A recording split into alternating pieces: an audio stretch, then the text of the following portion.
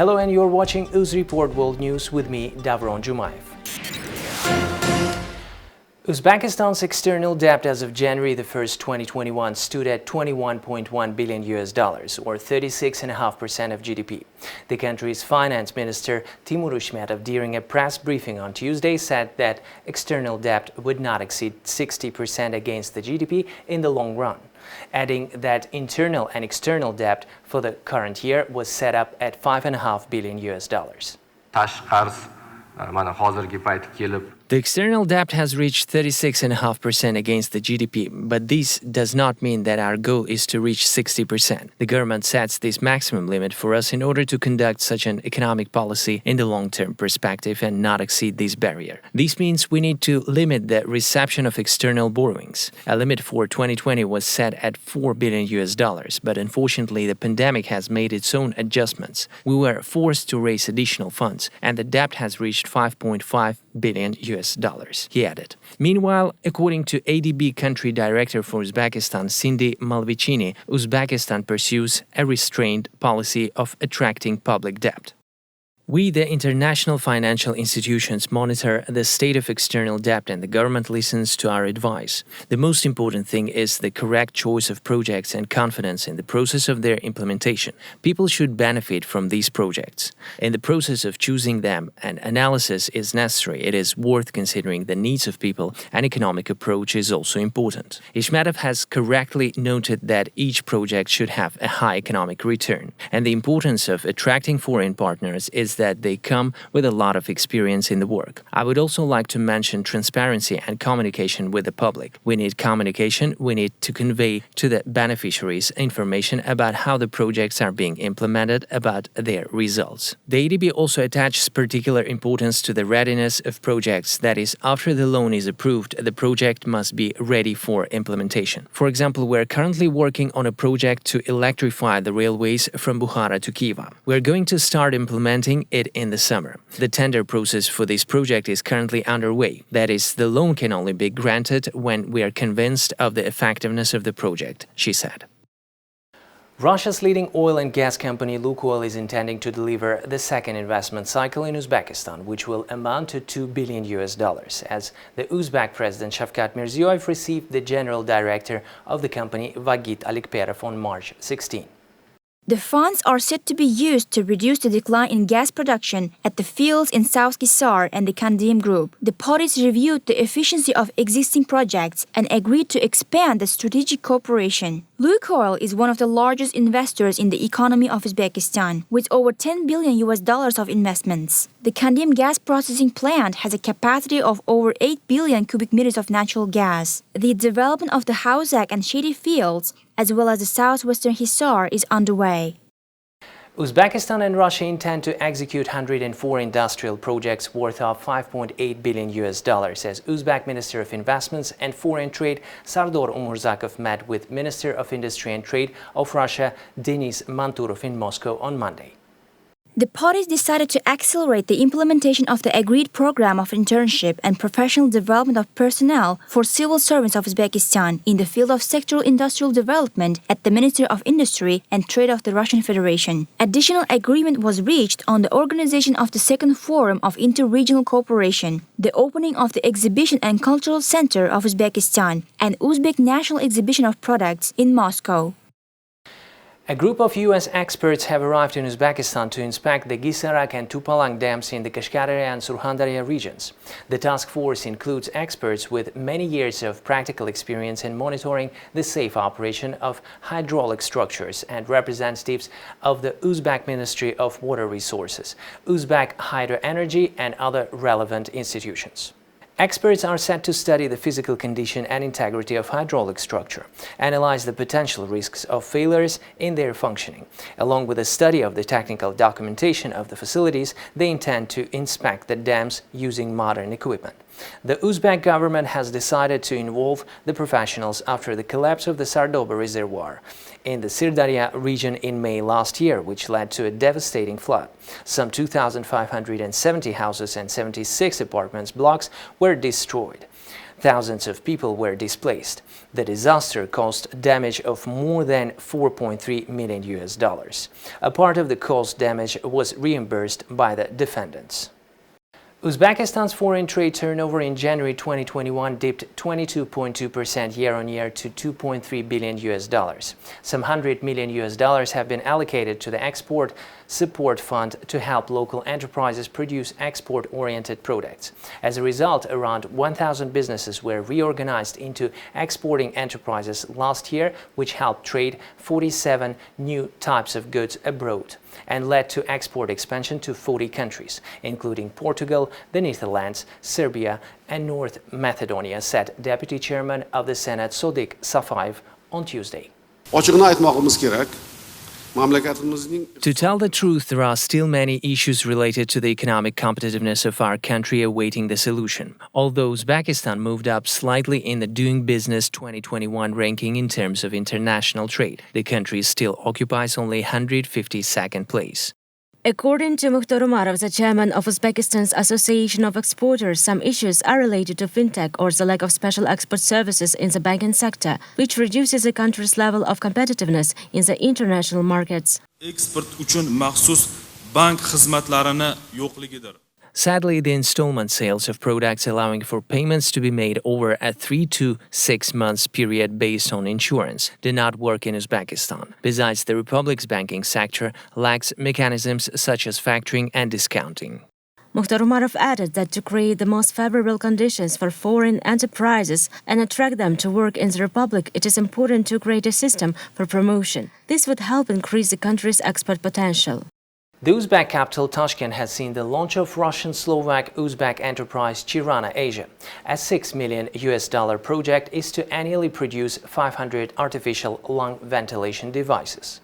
The president of Shimko Group, Vasily Shimko, on March 16th reported that the devices manufactured in Tashkent will use a membrane compressor instead of a turbine, which significantly increases the service duration and reduces the cost of ventilator maintenance. The first ventilator was transferred to the Republican Clinical Hospital No. 1 in Tashkent in May 2020. Up to 80% of the manufactured products are planned to be exported to the countries of Central Asia, first of all to Afghanistan. The company also has agreements with Uzbekistan and Kyrgyzstan. The Uzbek capital has received 660,000 out of 2.25 million doses of AstraZeneca vaccine. The country plans to vaccinate 20% of its population by the end of the year. Just before the arrival of the doses, Uzbekistan broke the daily record for coronavirus since the beginning of the year with 115 cases. As the city of Tashkent has registered the highest number of cases with 92 people, the authorities have made a decision to limit mass events. If the situation worsens from April the 1st, the government may ban events that gather huge crowds. Prime Minister Abdullah Aripov on Tuesday recommended the population to hold festivities dedicated to the upcoming holiday Nowruz in open areas modestly without pomp. Representatives from the U.S. Agency for International Development attended the opening of a modern communication room at the Ministry of Innovative Development of Uzbekistan.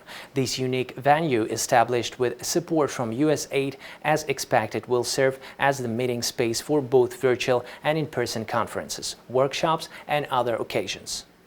This modern communications room supports crucial work being performed by our Uzbek and regional partners to modernize the energy sector and meet the country's ambitious clean energy goals, and will strengthen the partnership between the U.S. government and Uzbekistan to increase the country's energy security, said Scott Hedlund, USAID Uzbekistan Economic Growth Office Director. By 2030, Uzbekistan's clean energy plan aims to increase the share of renewables to 25% of the energy mix. In 10 years, the government plans to commission 5,000 megawatts of new solar capacity and 3,000 megawatt in wind power plants. USAID has partnered with the government of Uzbekistan to conduct a comprehensive analysis of the impact of planned renewable energy development on the power grid. The study is being carried out by a working group involving key energy stakeholders, including the Ministries of Energy and Innovative Development, National Electric Networks of Uzbekistan, and the Regional Coordinating Dispatch Center Energia.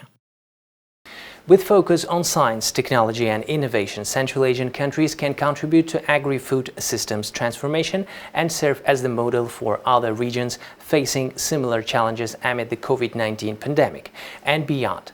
FAO Director General Chu Dongyu said on Monday at the third meeting of the Ministers of Agriculture of Central Asia. The virtual event hosted by the government of Kyrgyz Republic focused on innovations in agri-food systems. The Director General reiterated the agency's support to the region with innovative and transformative approaches. He also encouraged the countries of the Central Asian region to strengthen the links with the joint FAO-WHO Center, which integrates work streams on food safety, animal diseases, and antimicrobial resistance, the joint FAO International Atomic Energy Agency on nuclear techniques in food and agriculture, as well as the FAO Investment Center. Uzbekistan's Minister of Agriculture, Jamshid Khodjayev, said that the food and agriculture sector should serve as a major platform to demonstrate innovations, from the creation of new fertilizers, animal and plant species to the production of safe and nutritious food. Just as Brazil's fourth health minister in the span of a year is set to start his new job, the country reported a record COVID-19 death toll. 2,841 deaths tallied on Tuesday is Brazil's worst yet, and last week it led the world in fatalities. Meanwhile, new health minister nominee Marcelo Queiroga pledged to continue controversial policies of far-right President Jair Bolsonaro, who has downplayed the severity of the disease. Policy belongs to Bolsonaro's government, not the health ministry. The health ministry executes the government's policy. Queiroga asked Brazilians to wear masks and wash their hands at a press conference on Tuesday, but stopped short of endorsing social distancing or lockdowns. Queiroga will begin by meeting with his predecessor, Eduardo Pazuello, who left office under pressure as fatalities surged. Pazuello was criticized for his lack of public health expertise and rubber-stamping Bolsonaro's decisions. He also endorsed the use of anti-malarial drugs to treat COVID-19, a treatment disputed by many healthcare providers. The two ministers before him quit in the span of a month last year, in part because they would not endorse anti-malarial hydroxychloroquine as a treatment. In a newspaper interview over the weekend, newcomer Queiroga criticized the use of the drug. However, he also said that lockdowns are not necessary, which supports Bolsonaro's stance, in defiance of most public health experts. Russian President Vladimir Putin knew of and likely directed a Russian effort to manipulate the 2020 U.S. presidential campaign to benefit former President Donald Trump with misleading or unsubstantiated allegations against challenger Joe Biden. That's according to a report released Tuesday by the Office of the Director of National Intelligence. The report underscored allegations that Trump's allies were playing into Moscow's hands by amplifying false claims about Biden in the run-up to the November 3rd election. As in the 2016 election, the report said the Russian so-called troll factory, formerly known as the Internet Research Agency, pushed disparaging stories on social media about Biden and Democrats and complained about censorship by tech companies. It also sought to exacerbate U.S. divisions on racial justice issues. The report also punctured a counter-narrative pushed by Trump's allies that China was interfering on Biden's behalf, concluding that Beijing, quote, did not deploy interference efforts. The intelligence agencies found other attempts to sway voters in 2020, including what it called a multi-pronged covert influence campaign by Iran intended to undercut Trump's support. The Russian and Chinese embassies in Washington and the Iranian mission to the United Nations did not immediately respond to requests for comment. In a major victory for labor unions, Uber's more than 70,000 drivers in the UK will be guaranteed the minimum wage. The ride-hailing company's agreement to grant workers' rights comes after it lost a groundbreaking Supreme Court case led by two former Uber drivers. It kicked off in 2016 when an employment tribunal ruled that Uber's drivers were entitled to leave such as paid holidays. Uber then appealed the case all the way to Britain's top court, which ruled against it in February. On Tuesday, Uber said UK drivers would soon receive those added benefits and receive no less than the minimum wage, which stands at around $12 an hour for those aged 25 and older. But they're still entitled to fewer rights than those classified as employees, who are also guaranteed sick pay and parental leave. Drivers will also not receive minimum wage during the time they spend waiting for a passenger. That can take up as much as a third of the time Uber drivers spend behind the wheel with the app on, according to several U.S. studies. UK and U.S. labor activists have called on Uber to pay drivers from the moment they log on to the app and become available. But Uber says it can't control what drivers do during that time and whether they're actually working. Some of Ant Group's global investors have valued the Chinese fintech firm at over $200 billion. That's according to sources who say the assessment is based on its 2020 performance. It offers a more sober estimate after Ant shelved its IPO and was forced to restructure.